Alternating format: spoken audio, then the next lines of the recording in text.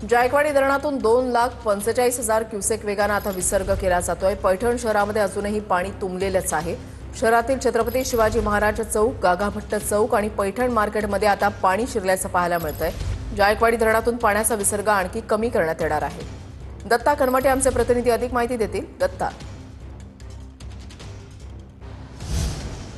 नक्कीच वृषाली, पैठण शहरामध्ये सगळीकडे काल रात्री पाणी घुसलं होतं। ते पाणी आता ओसरायला सुरुवात झालेलं आहे। आपण जर बघितलं तर समोरच्या बाजूला तिथे छत्रपती शिवाजी महाराजांचा चौक आहे। या चौकामध्ये रात्री साधारणपणे 7 ते 8 फूट उंच इतकं पाणी होतं। मात्र आता हे पाणी ओसरायला लागल्यामुळे लोक जे आहेत या पाण्यामध्ये फिरताना आपल्याला पाहायला मिळत आहेत। हे सगळं पैठण शहरातलं मार्केट आहे। या मार्केटमध्ये सुद्धा 5-5 फूट उंचीपर्यंतचं पाणी साचलं होतं। त्यामुळे इथल्या या सगळ्या व्यापाऱ्यांचं नुकसान झालंय। व्यापाऱ्यांना आपले दुकानं जे आहेत ते सुद्धा बंद ठेवावी लागलेली आहेत।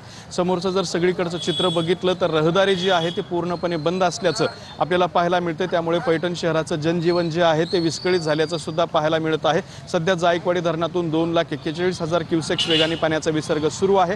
त्यामुळे सध्या हे पाणी ओसरतंय। रात्रीच्या सुमारास 3,06,000 क्युसेक्सने पाणी सोडण्यात आलं होतं। त्यामुळे 5-5 फुटापर्यंत पाणी या ठिकाणी साचलं होतं। आता हळूहळू पाणी कमी व्हायला लागलेलं आहे।